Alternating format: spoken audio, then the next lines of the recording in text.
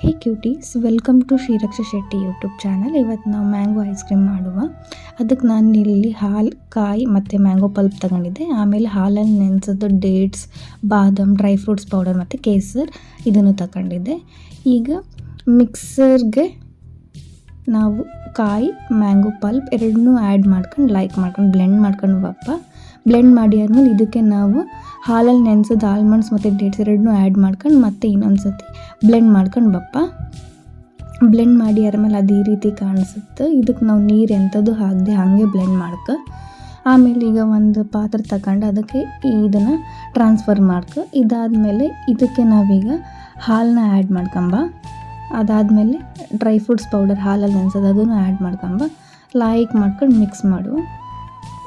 Mix ಮಾಡಿ ಆದ್ಮೇಲೆ ಅದು ಈ ರೀತಿ ಕಾಣಿಸುತ್ತೆ. ಆಮೇಲೆ ಜಾಸ್ತಿ ತಿಕ್ಕಾಯ್ತು ಅನಿಸುತ್ತೆ ನಂಗೆ, ಅದಕ್ಕೆ ಒಂಚೂರು ನೀರು ಮಿಕ್ಸ್ ಮಾಡ್ಕೊಂಡಿದ್ದೆ. ನಿಮ್ಗೆ ಎಂಥವ್ರು ತಿಕ್ ಅನ್ಸಿದ್ರೆ ನೀವು ಆ್ಯಡ್ ಮಾಡ್ಕೊಳ್ಲಿಕ್ಕೆ, ಇಲ್ಲಾಂದರೆ ಅದನ್ನು ಹಾಗೆ ಬಿಟ್ಕೊಂಡು. ಜಾಸ್ತಿ ನೀರು ಹಾಕಿದ್ರೆ ಅದು ಅಷ್ಟು ಲೈಕ್ ಅನಿಸೋದಿಲ್ಲ, ಸ್ವಲ್ಪ ತಿಕ್ಕಾಗಿ ಐಸ್ ಕ್ರೀಮ್ ಮಾಡೋತ್ತಿಗೆ.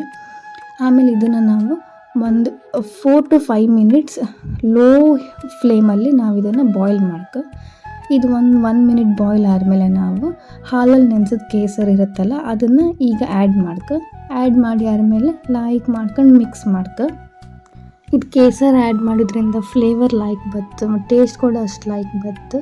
ಕೇಸರ್ ಫ್ಲೇವರ್ ಇಷ್ಟಪಡೋರು ಇನ್ನೂ ಜಾಸ್ತಿ ಇಷ್ಟ ಆಯ್ತು ಈ ಮ್ಯಾಂಗೋ ಐಸ್ ಕ್ರೀಮು. ಸೊ ಇದನ್ನೀಗ ನಾನು ಕೇಸರೆಲ್ಲ ಹಾಕಿದ್ಮೇಲೆ ಮಾಡ್ಕೊಂಡು ಕಲಿಸ್ತಾ ಇಲ್ಲಾಂದರೆ ಅಡಿ ಹಿಡ್ಕೊಂಡು ಕೈಟಿ ಹಾರೆ ಅದಷ್ಟು ಬತ್ತಿಲ್ಲ. ಮ್ಯಾಂಗೋ ಫ್ಲೇವರು ಹೊತ್ತು ಮತ್ತು ಟೇಸ್ಟ್ ವೈಸ್ ಕೂಡ ಅಷ್ಟು ಇಪ್ಪೋದಿಲ್ಲ. ಮತ್ತು ಮ್ಯಾಂಗೋ ಐಸ್ ಕ್ರೀಮ್ ಮತ್ತೆ ಎಂಥದ್ದು ಹೊತ್ತು, ಅದಕ್ಕೆ ನಾನು ತಿರ್ಸ್ತಾ ಇದಾದಮೇಲೆ ತಿರ್ಸ್ತಾ ಅದಾದಮೇಲೆ ಚಿಕ್ಕ ಬಬಲ್ಸ್ ಥರ ಬರ್ತದೆ. ಅದಾದಮೇಲೆ ಹಾಲು ಉಕ್ಕುತ್ತಾ ಇರುತ್ತೆ.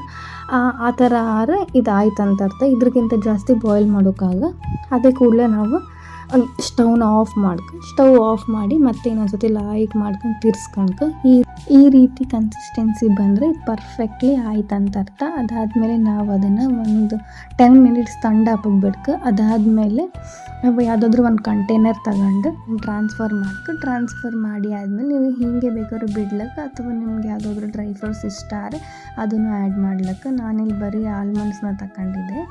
ಸೊ ಅದಾದಮೇಲೆ ನಿಮ್ಗೆ ಬೇಕಾದರೆ ಮತ್ತೆ ಚಿಕ್ಕ ಮ್ಯಾಂಗೋ ಪೀಸಸ್ನ ಕಟ್ ಮಾಡಿ ಕೂಡ ಹಾಕ್ಕೊಂಡ್ಲಕ್ಕ. ತಿಂಬತ್ತಿಗೆ ಮಧ್ಯೆ ನಿಮ್ಗೆ ಎಂಥವ್ರು ನಟ್ಸ್ ಈ ಥರ ಎಲ್ಲ ಸಿಕ್ಕರೆ ಅದಕ್ಕೆ ನಾನು ಆ್ಯಡ್ ಮಾಡ್ಕೊಂಡಿದ್ದೆ. ಇದು ಬೇಕಾದ್ರೂ ನೀವು ಸ್ಕಿಪ್ ಕೂಡ ಮಾಡ್ಕೊಂಡ್ಲಕ್ಕ. ಇದೆಲ್ಲ ಆ್ಯಡ್ ಮಾಡಿ ಆದ್ಮೇಲೆ ಈ ರೀತಿ ಕಾಣಿಸುತ್ತೆ. ಅದಾದಮೇಲೆ ನಾವು ಇದಕ್ಕೆ ಒಂದು ಪ್ಲಾಸ್ಟಿಕ್ ಕವರಿಂದ ಫುಲ್ ನೀಟಾಗಿ ಕವರ್ ಮಾಡಿ ಆದಮೇಲೆ ಇದಕ್ಕೆ ನಾವು ಕ್ಯಾಪ್ ಹಾಕಿ ಫ್ರಿಜ್ಜಲ್ಲಿ ಒಂದು 5 to 6 hours ನಾವು ಬಿಟ್ಟರೆ ಆಯ್ತು. ಓವರ್ನೈಟ್ ಬಿಟ್ಟರೆ ಇನ್ನೂ ಆಯ್ತು. ನಿಮ್ಮ ಮತ್ತು ಬೇಕಾದ್ರೆ ಅದ್ರ ಮೇಲೆ ಮತ್ತೆ ಯಾವ್ದಾದ್ರು ಡ್ರೈ ಫ್ರೂಟ್ಸ್ ಕೂಡ ಆ್ಯಡ್ ಮಾಡ್ಕೊಂಡ್ಲಕ್ಕೆ ಇನ್ನೂ ಇರುತ್ತೆ.